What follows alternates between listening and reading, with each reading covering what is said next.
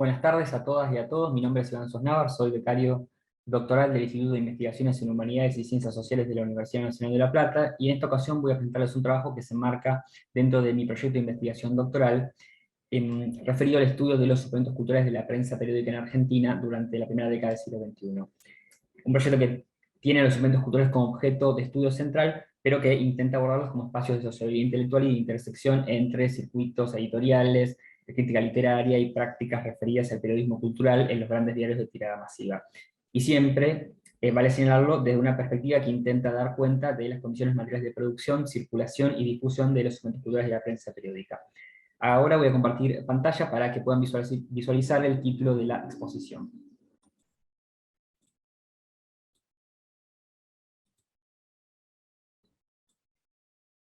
La ponencia se titula Los suplementos culturales de la prensa periódica en Argentina ante el afán de innovación y la continuidad de un estilo, el caso de ADN Cultura 2007-2015, y toma como objeto uno de los tres suplementos sobre los que está centrada la investigación. Los otros dos son Revista ENIE y Suplemento Cultura de Diario Perfil. En la primera parte de esta exposición voy a reseñar brevemente algunas cuestiones que tienen que ver con toda la cuestión de, sobre el estudio de este tipo particular de publicaciones periódicas, enfatizando sobre todo una cuestión que no ha sido del todo explorada, como es la cuestión de la temporalidad. Para pasar en una segunda instancia a algunos de los hitos importantes en la historia y los suplementos culturales de la nación para poder contextualizar el surgimiento de la ADN Cultura, que es el suplemento que aquí nos ocupa. Desde la perspectiva de los estudios en comunicación en la historia de los medios gráficos, varios han sido los trabajos que de los años 90 se abocaron al estudio de los suplementos culturales de la prensa periódica desde un enfoque a la vez conceptual y teórico e historiográfico. Estudios como los de Chacón y Fondebrider, Molina, Rivera, Villa y más recientemente Ortega y Greco se interesaron por el análisis de este tipo de publicaciones, enfatizando alternativamente distintas facetas de un mismo fenómeno, desde sus rasgos formales, estilísticos y materiales, a sus modos de circulación y de consumo, pasando por el análisis de los distintos géneros discursivos allí practicados, o deteniéndose en sus semejanzas y diferencias respecto de otras publicaciones periódicas. A continuación reseñaré brevemente algunos de estos aportes a fin de extraer una serie de definiciones y consideraciones en relación a nuestro objeto de estudio. A modo de historización, Rivera consigna que los suplementos culturales, tal como los conocemos en la actualidad, son el proceso son resultado o son producto de un proceso de departamentalización del diario en secciones fijas con una unidad temática y una continuidad temporal. En efecto, a diferencia de lo que ocurría a fines del siglo XX, cuando los materiales de interés cultural aparecían esparcidos en el cuerpo general del periódico, con el correr del tiempo, a inicios del siglo XX, la conformación de una sección permanente, coleccionable y relativamente autónoma fue consolidando un espacio de difusión sobre eventos y noticias culturales que procuraban llegar a una franja cada vez más amplia de lectores. Un caso paradigmático es la aparición en 1902 del suplemento ilustrado de la Nación, sobre el que vamos a volver más adelante. En relación a las diferentes prácticas de escritura que tenían lugar en este tipo de publicaciones, Rivera señala que la crítica musical, la crítica de artes y sobre todo la crítica literaria ocupó un lugar importante en estas páginas. Respecto de la crítica literaria, los suplementos proporcionaron, según Rivera, históricamente dos formatos de intervención: el ensayo crítico de cierta extensión y la reseña bibliográfica, cuya diferencia radica en que si al primero se le exige un despliegue teórico argumentativo y un énfasis valorativo, el segundo es por definición un formato mucho más acotado, circunscrito a la descripción informativa de aquello que se reseña. Ambas modalidades, sin embargo, participan, según Rivera, de un conjunto de estrategias orientadas a la captación e información de los lectores, pero también a la instalación del propio suplemento como un contexto anunciativo y formativo reconocible y con un cierto grado de autoridad en materia cultural. Distinciones aparte, digamos, más allá de estas consideraciones, es preciso tener en cuenta que Rivera no se aboca exclusivamente al estudio de los suplementos culturales, puesto que lo que le interesa son las modulaciones históricas, formales y estilísticas de un tipo particular de periodismo escrito, aquel orientado a la difusión de crítica y el análisis de hechos y fenómenos y producciones culturales. Esto explica la razón por la cual, junto a los suplementos, el autor agrupa una serie de publicaciones disímiles, como algunas de las que podemos ver aquí en pantalla, bajo el argumento de que todas ellas es posible distinguir y o delimitar un campo de producción crítica al que se definirá, o al que definirá indistintamente como prensa cultural o como periodismo cultural. Sin embargo, los suplementos culturales no han sido analizados solo desde la perspectiva que enfatiza el rol de estas publicaciones como espacios de legitimación de la opinión cultural, sino también en función de aquello que las distingue tanto del periódico como de otras publicaciones. Este es el caso de César Antonio Molina, quien distingue los suplementos culturales de otro tipo de publicaciones como las revistas o los llamados periódicos de las letras, y define a los suplementos como hojas perfectamente identificables o cuadernillos independientes de periodicidad generalmente semanal que aparecen como embuchados dentro del periódico, y que incluyen comentarios de opinión, críticas rigurosas, trabajos de creación literaria, reportajes, entrevistas relacionadas única y exclusivamente con la actualidad literaria y editorial. Una apreciación semejante a la que sostiene otra autora, María J. Villa, cuando habla de que los suplementos serían una suerte de separata que se integran al diario en formato de gramación y circulación, pero que se alejan la especificidad de sus contenidos. Misma oscilación que la autora detecta en relación a la ausencia o no de correspondencia entre la línea editorial del suplemento y la del periódico. Por su parte, el estudio de Chacón y Fondebrider, que vemos aquí en pantalla, se escribe la misma línea que el estudio de Jorge de Rivera, aunque se centra en aquellos suplementos culturales aparecidos luego de la recuperación democrática, en 1983. De todas formas, el autor también expande el campo de publicaciones y no solo analiza suplementos culturales, sino otro tipo de publicaciones culturales y o literarias, como las que podemos ver aquí en pantalla, y que son contemporáneas a la emergencia de los suplementos culturales en el renacer democrático de los años 80. Respecto al itinerario trazado por los autores en lo que refiere a los suplementos culturales, este se inicia en las décadas del 70 y del 80 del siglo XX, con la mención de antecedentes notables como la Opinión Cultural, Tiempo y Cultura, el diario Tiempo Argentino, Las Palabras y las Cosas del diario Sur, estos dos últimos ya de los años 80, una tríada en la que, sin duda alguna, se destaca notoriamente la Opinión Cultural, el suplemento cultural del diario La Opinión, fundado por Jacobo Tielman en 1971, dado que supuso un antes y un después en lo que refiere a la renovación del estilo de escritura periodístico, la inclusión de un lenguaje mucho más directo y agudo, la inclusión también de artículos con firma y la preponderancia de notas de opinión y de artículos o notas de interpretación. Respecto a las décadas del 90, Chacón y Fondebrider destacan que más allá de los elementos culturales de diarios como La Nación o La Prensa, ya existente desde antes, durante esos años se registran la salida de nuevos suplementos culturales, como pueden ser la versión remozada del suplemento Cultura y Nación de Diario Clarín, también en pantalla, y la creación del Primer Plano, el suplemento cultural de Diario Página 12 a fines de los años 80, luego reemplazado por el suplemento Radar a mediados de los años 90. Ahora bien, llegados a este punto, quisiera plantear un pequeño disenso en relación a estos enfoques, a fin de hacer ingresar en el análisis de los suplementos culturales de la prensa una variable que no suele ser tenida en cuenta, que es la cuestión de la temporalidad. O bien porque, como señala Martín Greco, otro autor al que nos vamos a referir más adelante, una de las mayores dificultades para el análisis de los suplementos y para el estudio de los suplementos culturales radica en la larga perduración en el tiempo de suplementos, que impide observar rasgos estables y abarcar la totalidad del fenómeno, o bien porque, como dice Julio Ortega, sus buenos momentos duran pocos debido a cambios abruptos de equipo, conflictos recónditos o la utilización de las prácticas periodísticas. Lo cierto es que el estudio de los suplementos culturales en su larga duración comprende una serie de desafíos respecto a cómo dar cuenta de una temporalidad a la vez extensa y discontinua, un reto que inevitablemente habrá de repercutir en una necesaria reflexión sobre los modos de periodización y caracterización de nuestro objeto. En esta segunda etapa vamos a ver algunos hitos fundamentales de los suplementos culturales de la Nación, como son los que aparecen aquí en pantalla. El suplemento ilustrado de 1902, que constituye que se editaba los días jueves y que se distinguía del resto del diario por su formato, y que constituye una primera etapa de los suplementos culturales de la Nación, por la inclusión también y la importancia que considera la fotografía, ¿no? Y su carácter misceláneo, que lo acerca, en palabras de Geraldine Rogers, a lo que fue el magazine Caras y Caretas, ¿no? Emblemático en la época. Una tercera etapa, que podría ser la de Letras y Artes, suplemento de la Nación Letras y Artes en 1925, que sucede a una previa, iniciada en 1920, dirigida por Arturo Cancela, y que había sido como un punto de inflexión, dado que es la que comenzaba a cimentar un estilo de intervención cultural que, pese a algunos intervalos, habría de volverse paradigmático y reconocible, sobre todo cuando se observa el modo en que el periódico recuerda, en modo conmemorativo y o antológico, esas etapas. Bueno, como decía, el Letras y Artes en 1925, el suplemento cambia de nombre nuevamente, cambia de director por Alfonso de la Ferrere, cambia la numeración, vuelve a empezar desde el número 1. Esta etapa dura muy poco, dado que en 1928 ingresa Enrique Méndez Calzada y en 1929 surge el Magazine, luego revista semanal, que tiene 89 números y perdura hasta 1931. Como puede observarse, digamos,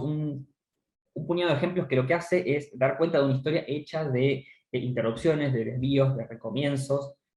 de ciclos de tiempos cortos en los cuales se motorizan una serie de cambios en periodos relativamente breves de tiempo, y que muchas veces se obtura antes de establecerse por completo, una temporalidad que de todas maneras no debería ser pensada como una constante o marca característica de los suplementos, dado que estas etapas breves se alternan con otras relativamente largas o periodos extensos de tiempo, que presentan una cierta estabilidad en la dirección, en el equipo editorial, así como en el staff de colaboradores, el armado de las secciones, o en todo lo que tiene que ver con la diagramación y el diseño del suplemento. Un caso paradigmático es, digamos, los casi 20 años en los cuales Eduardo Machía estuvo al frente del suplemento dominical literario de La Nación entre 1931 y 1955. Esa sería una excepción de larga duración, digamos. Sin embargo, más allá de este carácter variable, lo que refiere a la duración y la longevidad de estas publicaciones, es posible observar otras configuraciones temporales en análisis de los suplementos. Digamos, aquellas que permiten pensar a los suplementos no solo como una separata abocada a la difusión de periodismo especializado, o no solo como espacios de legitimación de la opinión cultural, sino como una zona de cruces entre temporalidades variables, superpuestas y heterogéneas. En el caso de La Nación, un recorrido por los comienzos de ADN Cultura nos permitirá rastrear ciertas operaciones que el propio suplemento, desde el mismo momento en que anuncia su creación, realiza en función de colocarse como continuador y heredero de una institución cultural centenaria, al tiempo que intenta lanzarse a la conquista del futuro, al que imagina irresolublemente ligado a la emergencia de las plataformas web y los nuevos soportes digitales. Inscribir a la nación en el siglo XXI, ese parece ser el desafío que motoriza la creación de ADN Cultura. Un reto complejo que, vale decir, requiere un equilibrio sofisticado entre tradición e innovación, entre la necesidad de actualizarse para captar nuevos lectores y el mandato de respetar y refidelizar el contrato de lectura con los que ya son lectores de suplemento. ADN Cultura fue una publicación de frecuencia semanal, en formato tabloide, editada por Diario Nación entre agosto de 2007 y julio de 2015, pensada como una versión ajornada de su tradicional suplemento. Se autodenominaba a sí misma la Revista Cultural de los Sábados y fue dirigida por Jorge Fernández Díaz, más un equipo de trabajo integrado por Hugo BKCS como jefe de redacción, Pedro Guerrey, Héctor M. Guyot y Marcelo Panoso como subeditores, Verónica Charabelli como editora, entre otros. Con una tirada de 200.000 ejemplares, según datos correspondientes por el Instituto Verificador de Circulación para el año 2007, que es el año de salida del suplemento. A modo de comparación, en el mismo periodo, una publicación contemporánea como Enie, del diario Clarín, que se compraba por separado y tenía un costo adicional al del diario, rondaba los 42.000 ejemplares. La publicación contó además con la particularidad de que fue lanzada al mismo tiempo como Diario Cultural Digital, un portal web que, vale la pena señalarlo, no fue pensado con la idea de reproducir allí lo que se publicaba en el papel, sino que se proponía la creación de materiales de producción propios. Aquí tenemos algunos extractos de lo que fue el copete de una nota que salió una semana antes de que empezara a salir el suplemento cultural. La nota se llama Llega ADN, la gran innovación, y en el copete se anuncia la llegada, ¿no? En términos de encarar un nuevo desafío en la historia del periodismo, La Nación que va a integrar, digamos, 3 plataformas de producción informativa con más contenido, más voces y a rigor profesional que define el diario desde hace 137 años, digamos. Esto es la presentación que hace el copete. La nota sin firma, que anuncia la aparición del nuevo suplemento, ensaya desde este párrafo inicial una suerte de reflexión sobre los orígenes, recurriendo a una comparación geneticista que explica la elección del título de la publicación y puede ser interpretada al mismo tiempo como declaración de principios, contraseña de identidad y programa para la acción, como figura en la segunda fila en pantalla. Articulada en torno a una serie de oposiciones polares,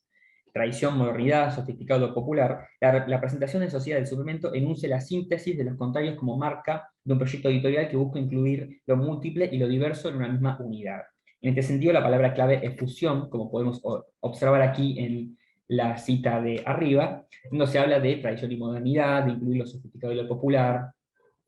Un suplemento, ¿no?, que dice la propia nota, en formato tabloide con más de 40 páginas, que utiliza el potencial de las nuevas tecnologías para cubrir el vasto campo de la cultura, con sus expresiones más diversas, etc. Un impulso por reunir, repito, lo distinto, que llegó a materializarse incluso en el evento de lanzamiento del suplemento que tuvo lugar en el Salon Roof Garden del Hotel Alvear y que contó con la participación de la Orquesta Estable de Teatro Colón, pero también de Fito Páez. Consultado para la nota, el mismo director de la publicación, como podemos ver aquí en la segunda cita, se refiere a los mismos términos de inclusión y extensión del campo de intereses, para hablar del proyecto crítico editorial de ADN Cultura. Habla de ampliar la paleta de asuntos por cubrir, de literatura y de pensamiento, pero también de teatro, de televisión y de fenómenos de masa, que también serían parte de la oferta de la nueva revista, etc. Solo un comentario más antes de finalizar estas primeras observaciones sobre el nacimiento de ADN Cultura. En principio, la alusión al término revista. Repetimos, el suplemento se autodefinía a sí mismo como revista cultural de los sábados. La edición del sábado tampoco es casual, dado que, como explica la nota más adelante, estaba en consonancia con la tendencia mundial, según la nota, de publicar las ediciones culturales los días sábados, por lo que habría un cambio notable en relación al el histórico día domingo, que era el día cuando se publicaba el suplemento dominical cultural de la Nación. Es decir, ahí ya habría un cambio. Ahora bien, ¿cuánto hubo en verdad de renovación y cuánto de continuidad en esta apuesta editorial? Responder de modo satisfactorio a este interrogante implicaría emprender un análisis lo más completo posible de todo el arco temporal de la publicación, que como podemos ver en algunas de las imágenes aquí en pantalla, ya desde lo visual es bastante ecléctico, bastante variado, es una publicación larga, ¿no? Aquí podemos ver algunas imágenes.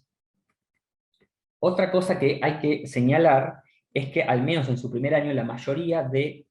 los números tuvieron 40 páginas, a excepción de 5 ediciones especiales que superaron los 50. En cuanto al número 1, tuvo 56 páginas, es este que vemos aquí a la izquierda, en donde están Paul Auster y Tomás Eloy Martínez, en tapa. Pasemos ahora a mencionar brevemente algunas secciones, ¿no?, que vale la pena señalar, fueron consignadas teniendo en cuenta algunos números del primer año de la publicación, el 2000-2007. El editorial, a cargo de Jorge Fernández Díaz, editor del suplemento, una sección de Gritos y Susurros, que es como miscelánea, que se parece a Galería, de la revista Enie, y que está abocada más que nada a la exhibición de la sociabilidad literaria, la nota de tapa, que también incluía, o solía incluir, notas de opinión en un recuadro más chico, secciones como Pensamiento, en donde se reúnen notas sobre historia, filosofía y ciencias sociales, muy similar a la sección Ideas de Enie, crítica de libros, donde se incluían reseñas bibliográficas, pero también listas de bestsellers, entrevistas, que en general se corresponden con la nota de tapa, como las tapas recién mencionadas del encuentro cumbre entre Paul Auster y Tomás Eloy Martínez, o el número 2 de Javier Marías y Arturo Pérez Reverte, literatura, que es una sección de libros y escritores, arte, sobre artes visuales, sobre todo sobre el mercado el mercado artístico, el mercado de las galerías y de la subasta de obras de arte y de exposiciones, work in progress, destinado a cubrir el proceso de gestión y producción de alguna obra artística, opinión, que es generalmente una columna de opinión a cargo de un invitado, de un escritor invitado o de un columnista fijo, nacional o internacional. En el caso del número 2 que estamos viendo aquí en pantalla, entre esas firmas, podrían estar Carlos Fuentes, Stephen King, Jorge Lanata, Fito Páez, Guillermo Martínez, es decir, una selección muy variada. Y agenda, que es un destacado con los principales eventos de la semana, aquellos que la propia publicación recomienda y destaca como parte de lo que merece ser visto y oído. Otras secciones como música, cine y escenarios no son exactamente secciones fijas, sino que aparecen de manera ocasional, por eso las mencioné allí. Acá quisiera pasar a un análisis breve de este segundo número, del índice del segundo número, para señalar algunas cuestiones en relación al índice de la publicación. En primer lugar, la preeminencia de las grandes firmas, como ya hemos dicho, que se relacionan con lo que Rivera señala en relación a su función como ratificadora del prestigio intelectual de la publicación, de inclusión de grandes firmas. Luego, que el ejemplar no está numerado y que solo se consignan la fecha y el lugar de la publicación. En tercer lugar, el editorial a cargo de Jorge Fernández Díaz, en donde se reconstruye la nota de tapa y se menciona el vínculo personal del director con los escritores, se vanagloria de haber, podido juntar estos dos escritores aparentemente tan distintos y hacer una suerte de encuentro cumbre, en fin, el agua y el aceite, para decirlo con las palabras del título de tapa. Por último, la mención al pie de página del staff completo de la publicación, donde se incluye asimismo la plana mayor del diario, con Bartolomé Mitre a la cabeza. Ahora voy a dejar de compartir pantalla para finalizar y volver un poco a la pregunta que nos hacíamos hace unos minutos respecto a cuánto hubo en verdad de renovación y cuánto de continuidad en esta apuesta editorial. Y reiterando que esta es una investigación en curso, recién empezada, y que por lo tanto tiene más hipótesis preliminares que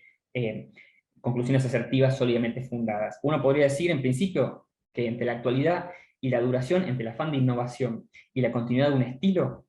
para retomar el título de esta exposición, ADN Cultura constituyó una zona de cruces entre proyectos críticos y temporales de intervención heterogéneas, variables y no exentas de contradicción, tanto lo que respecta a sus relaciones con el puro presente en el que se escribe la publicación, es decir, el que responde al imperativo de dar cuenta de las novedades del mercado, como a los movimientos que realiza hacia atrás, inscribiéndose como parte de una tradición de suplementos culturales del propio diario y estableciendo continuidad con el pasado de la propia publicación, pero también hacia adelante, ¿no? Es decir, proyectándose en el tiempo, moldeando el gusto lector respecto de determinados bienes culturales y sobre todo intentando terciar en ese campo de posibilidades que se le abre a al universo de publicaciones periódicas culturales con la emergencia de los formatos de comunicación 2.0 y las plataformas web,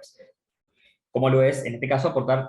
apostar por un diario cultural digital que no solo replicaría, como dijimos, los contenidos del diario, sino que buscaría incidir en el espacio público a partir de la producción de materiales culturales propios. En esta tensión, diríamos, se inscribe el proyecto editorial de ADN Cultura, un proyecto cuya novedad parece radicar más en este salto hacia la captación de nuevos públicos vía web y la retroalimentación entre lo impreso y lo digital, que en el armado de las secciones, en el énfasis en la adquisición de las grandes firmas como agentes legitimadores del prestigio de la publicación y el perfil culto y elevado, pero actualizado, que el suplemento fiel a la tradición de los suplementos culturales de la nación como árbitros del gusto, busca construir un rasgo que, como hemos visto, ha sido la marca en el orillo de los suplementos del diario, por lo que en ese aspecto no habría tanta innovación. Hasta acá algunas cuestiones que fuimos pensando en relación a estas publicaciones, a esta publicación, un conjunto de hipótesis que, como habrán podido ver, son muy preliminares, aproximativas, que necesitan ser puestas a prueba en un análisis mucho más atento, formalizado, no solo de ADN Cultura, la publicación en cuestión, sino del campo periodístico a comienzos del siglo XXI, y también de las relaciones entre ADN Cultura y otras publicaciones culturales, como las ya mencionadas revista ENIE, o el suplemento Radar de Página 12, o el suplemento Cultura, Diario Perfil, por mencionar algunos de los más conocidos. Bueno, hasta acá nuestra exposición y espero que sigamos conversando con más preguntas, más inquietudes y más reflexiones en las próximas jornadas del 2 y 3 de diciembre en el quinto coloquio de publicaciones periódicas argentinas en contexto latinoamericano. Muchas gracias.